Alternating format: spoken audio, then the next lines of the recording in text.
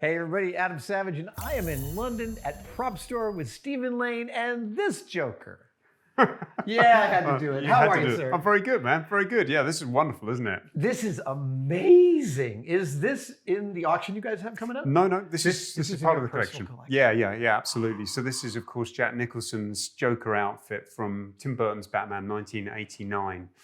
I think for most people who love that era of filmmaking are going to recognize this straight away. It's so vivid in its colors, isn't it? It is so vivid in its colors, and for a 31-year-old costume, Stephen, it looks absolutely spectacular. Yeah, it's retained the color, actually. I think it was under wraps for many years. I've owned it for a number of years now, probably 10 plus years I've had this costume.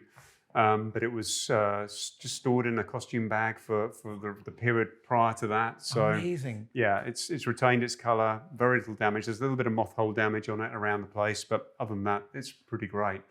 I think actually when you look at the collar here, you might be mistaken to think that there's a little bit of fading or degradation going on there.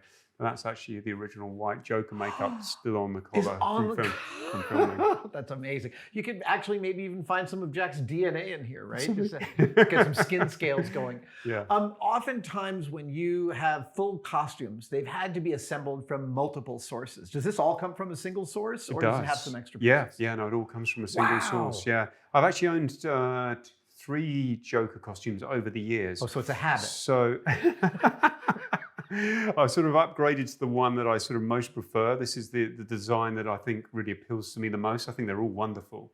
And so maybe there was a little bit of chop and changing to ensure that I had the right configuration of shirt and tie and things like that. Sure. But other than that, yeah, it's all original, all from one source. Tell me, why is it this suit in particular you have such affection for? I don't know. I think it's just I love the sort of tails. I think the sort of the exaggerated sort of nature of that garment sort of speaks to the grandiose nature of the character, doesn't it? Yeah. You know, the Joker is like a showman. It's like a showman's tails almost, isn't it, to a degree? And I think just the way the color combination, because he does wear slightly different color combinations with different outfits, just works really well. I love the plaid trousers. I don't know, there's just everything about this that really works well. I know that the shoes still have some green paint on the underside from the museum sequence. So I'm not 100% certain that this is the configuration of costume that he wears during the museum sequence, but the shoes are most likely going to be, unless he just walked through some green paint on set some other random time. And it speaks really to the Batman of my youth, the '66 Batman and Cesar Romero's Joker. This is without a doubt Cesar Romero's Joker's color palette. It is, yeah, absolutely. And when we're talking about the color, the purple, of course, is a very specific color. So Bob Ringwood designed the costumes for the 1989 Batman, and he had a lot of conversations with Jack Nicholson about this. And this color is Jack's color. This is the LA Lakers. LA Lakers. I knew it was a sports thing.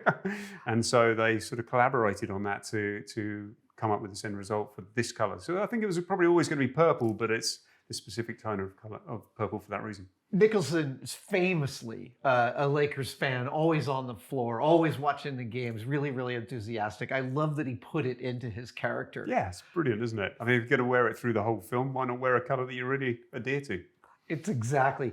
When I was in New York in the 80s, a friend of mine worked at Premiere Magazine, and somehow everyone I knew, we all got a script of Batman 1989 about a year and a half before it came out. Wow. I think somebody leaked it to Premiere and then everyone had it. Everybody got it. So it was really fun to read a script about a movie you're really anticipating and then to go watch how it got executed. There's a level of both the camp and the serious that Tim Burton is always able to kind of bake into every film that was completely unexpected. This is the Pee-wee's Playhouse guy. How is Batman going to happen? And Tim Burton realized such an incredible Batman. He did, and look, what was he, 29 years old or something when he filmed Batman? I mean, to have that maturity, to be able to bring that mature nature to a film that has this level of gravitas, you know, it was really impressive for a 29-year-old guy. I mean, that's pure, raw talent right there, isn't it?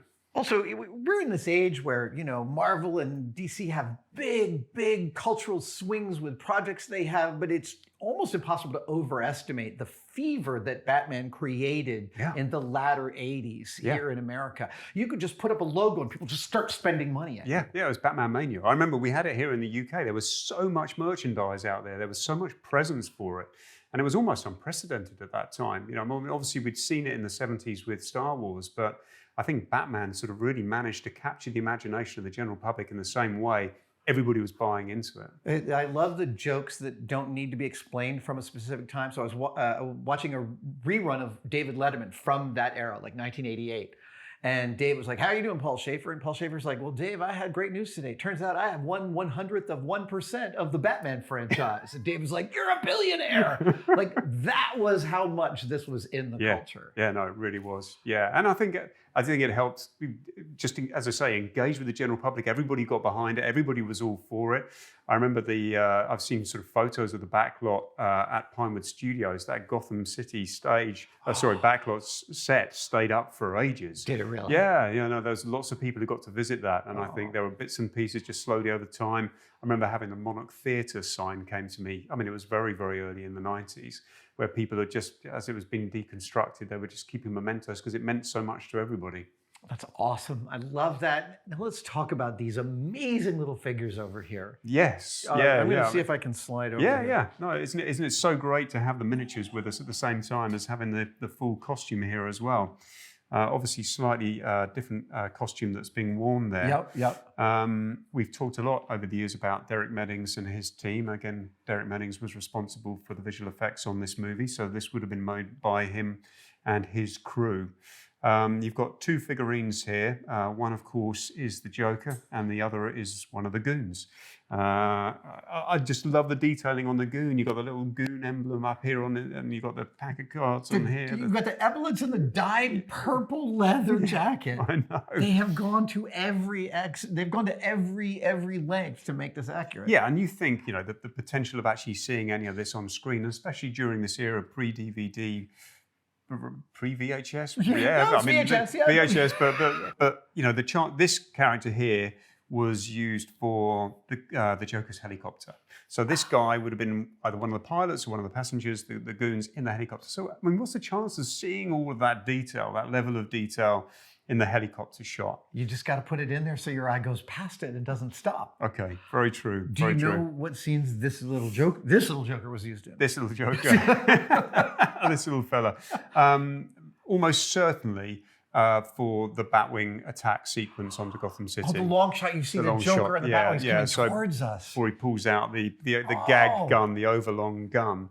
I think in real terms, for all the reasons we were just talking about, it is such a long shot. The focus, of course, is the Batwing. He would have been so small in the frame. It's almost impossible for us to tell 100%. There's certainly no screen matching available for this. We need to find a behind-the-scenes shot for it. But it's sort of interesting that he's sort of dressed in this outfit, but then also has the flower there, and the gag flower in his coat, for the acid shot sequence as well. But beautifully executed and almost as exciting as the complete costume itself. You get the whole Joker here, don't you? It's amazing. These guys are in the auction that's currently running. Is that correct? That's correct. Okay. Yes. Yeah, absolutely. You have a couple of other miniature figures in there too. We've covered those in some other videos. We'll include a link in the description. Dude, how often do pieces like this, miniatures of this level of fidelity and quality, show up in the world? In all honesty, not very often. Yeah. I think there are just there's such a great thing to display. There's such a great thing to enjoy. The scale makes it. You can put that on a shelf anywhere, and it's just going to display perfectly. And there's so few and far between. We've had other Joker miniatures. Actually, in our last auction, came from the same source, different scale, different use. We had a Joker that was down to this size. Oh man! Really finely detailed again, but this is a great scale. So they're few and far between for sure. I also think the face sculpt is perfect. It's spot on, isn't it? Really, really good. I don't know who the sculptor is, but they did a really great job on that, didn't they? Dude, it's a great 1-2 punch. Thanks for showing us this piece from the collection. Sir, thank you so much. It's been a pleasure. Absolutely. See you guys next time.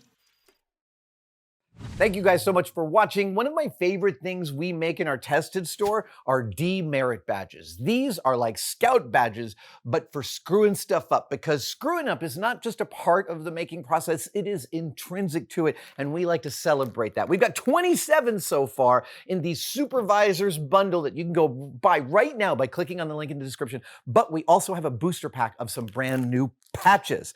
This is the demerit badge for burning off your eyebrow. I am proudly sewing that to all of my clothes. This is the demerit badge for having a messy workbench, which I do not get today. My workbench is super clean. And we have new octagonal patches that are, merit badges. This is the merit badge for sweeping up your shop. Congratulations, I'm so proud of you. And this, oh my God, this is great. This is the merit badge for creating a clean space on your bench. Hey, we got to take our successes where they come and meet them there. Go to the tested-store.com or adamsavage.com to buy any of these, or click on a link in the description.